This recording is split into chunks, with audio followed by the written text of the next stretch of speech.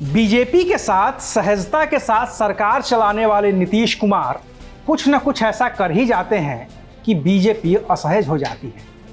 अभी हाल ही में बिहार के बक्सर दौरे पर पहुंचे मुख्यमंत्री ने कुछ ऐसा ही किया है। उन्होंने गठबंधन के सहयोगियों के राय मशवरे के बिना ही ऐसा काम कर दिया है कि विपक्ष इस गठबंधन पर ही सवाल उठाने लगा है और बीजेपी को इसका जवाब देते भी नहीं बन पा रहा है।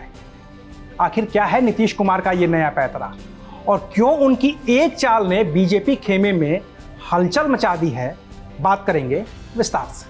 नमस्कार, मैं हूं अविनाश और आप देख रहे हैं एबीपी लाइव। बिहार विधानसभा में कुल 243 सीटें हैं। एनडीए में अभी तक जेडीयू और बीजेपी के अलावा चिराग पासवान, जीतन राम मांझी और उपेंद्र कुशवाहा की पार्टी शामिल है। कौन कितनी सीटों पर लड़ेगा ये अभी तक तय नहीं है, लेकिन मोटा माटी एक सहमति बनती दिख रही है और इस सहमति में कहा जा रहा है कि बिहार में जेडीयू बड़े भाई की भूमिका में रहेगी, यानी कि बीजेपी से कम एक सीट ज्यादा लड़ेगी। एक समीकरण भी सामने आया है जिसमें जेडीयू 102 सीटों पर, बीजेपी 101 सीटों पर, चिराग 20 सीटों पर और मांझी कुशवाहा 10-10 सीटों पर चुनाव लड़ सकते हैं।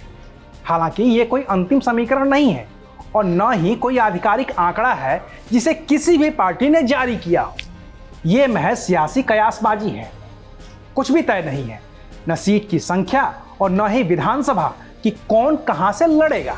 ऐसे में किसी भी पार्टी को अपना उम्मीदवार उतारने में मशक्कत करनी पड़ रही है क्योंकि कुछ भी तय नहीं है। लेकिन इस किंतु परंतु के बीच ही नीतीश कुमार ने अपनी पार्टी के पहले उम्मीदवार का ऐलान कर दिया है और यही बीजेपी के लिए परेशानी की बात है। नीतीश कुमार ने बक्सर की राजपुर सुरक्षित सीट से पूर्व मंत्री संतोष निराला के नाम का ऐलान कर दिया है और वो भी तब जब ये तय ही नहीं है कि राजपुर सीट किसके खाते में जाएगी। नीतीश कुमार ने यह ऐलान उस वक्त किया है जब मंच पर उनके साथ बीजेपी नेता और बिहार के उप मुख्यमंत्री सम्राट चौधरी भी मौजूद थे। नीतीश कुमार संतोष निराला के नाम का ऐलान कर रहे थे और सम्राट चौधरी चुपचाप उस ऐलान को सुनने को मजबूर थे। अब चुनाव कुछ ही दिन में होने वाला है, तो ध्यान दीजिएगा। ये वो जो थे मंत्री, अरे कैसे आप जिताइएगा नहीं, फिर जिताइएगा ना। सब काम करने वाले हैं, यही कहेंगे आपके बीच में आए हैं, तो सब लोगों को जिताइएगा। और यहाँ पर नीतीश कुमार ने जिस संतोष निराला के नाम का ऐलान किया है वो 2020 में चुनाव हार चुके हैं।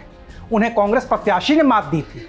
ऐसे में हारे हुए प्रत्याशी पर दांव लगाकर नीतीश ने एनडीए को यह संदेश तो दे ही दिया है कि सीट बंटवारे में अपर हैंड तो उनका खुद का ही रहेगा, भले ही बीजेपी जो चाहे कहे, जो चाहे करे। नीतीश के इस ऐलान से बीजेपी में असहजता तो जरूर होगी, वहीं विपक्ष के लिए भी अपने पत्ते खोलने का दबाव बढ़ने लगेगा। ऐसे में उम्मीद है कि 9 सितंबर को उपराष्ट्रपति चुनाव की वोटिंग के बाद बिहार को लेकर वो तमाम फैसले हो जाएंगे जिसका इंतजार हर बिहारी को है। अभी के लिए शुक्रिया।